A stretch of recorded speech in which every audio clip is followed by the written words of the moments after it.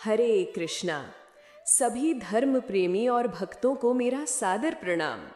आज का ये वीडियो आपके जीवन को अध्यात्म और भक्ति से जोड़ने वाला है, क्योंकि आज हम बात करने जा रहे हैं एक ऐसे महीने की जो सिर्फ पंचांग का हिस्सा नहीं बल्कि पूरे वर्ष की आध्यात्मिक यात्रा की दिशा तय करता है।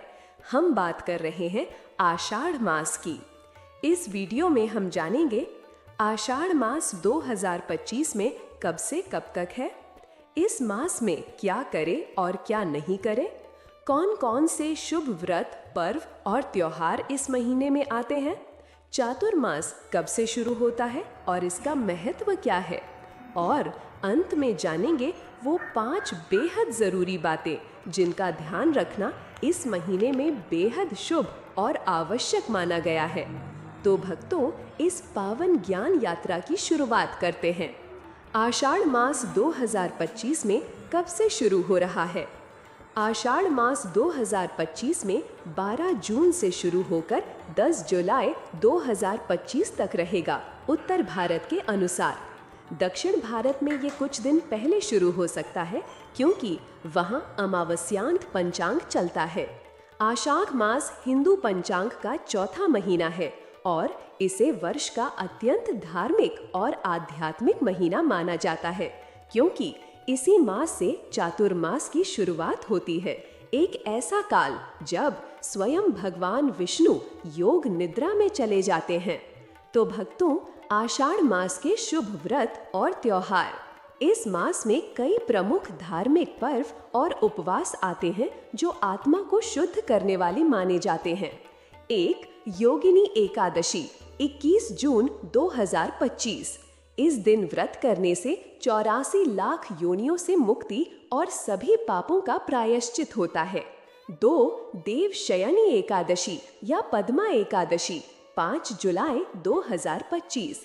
इस दिन से चातुर्मास की शुरुआत होती है। यह दिन विष्णु भक्तों के लिए अत्यंत शुभ माना गया है। भगवान विष्णु शेषनाग पर योग निद्रा में चले जाते हैं और 4 महीने तक इसी स्थिति में रहते हैं। इस व्रत को करने से समस्त पाप समाप्त होते हैं और मोक्ष की प्राप्ति होती है। 3 गुरु पूर्णिमा 10 जुलाई 2025। इस दिन अपने गुरु या जीवन में किसी भी ज्ञानदाता का सम्मान किया जाता है। महर्षि वेद व्यास जी की जयंती भी इसी दिन होती है। इस दिन गुरु पूजन, पाठ, दान पुण्य का विशेष महत्व है। तो चलो अब सुनते हैं चातुर्मास की शुरुआत कब और कैसे करें। चातुर्मास का अर्थ है 4 महीने जो आषाढ़ शुक्ल एकादशी से लेकर कार्तिक शुक्ल एकादशी तक रहते हैं। इन 4 महीनों में भगवान विष्णु योग निद्रा में रहते हैं और इस समय को आध्यात्मिक साधना, संयम, तपस्या और सेवा के लिए आरक्षित माना गया है। चातुर्मास में क्या करें? 4 महीने तक व्रत रखें, खासकर एकादशी व्रत। कथा श्रवण, भागवत पाठ, भगवत गीता का अध्ययन करें। मांस, मदिरा, अनाचार का त्याग करें। ब्रह्मचर्य का पालन करें। तुलसी सेवा, ब्राह्मण सेवा, गौ सेवा करें। इस दौरान क्या न करें? कोई मांगलिक कार्य न करें। विवाह, मुंडन, गृह प्रवेश, नया मकान लेना सब वर्जित माने जाते हैं।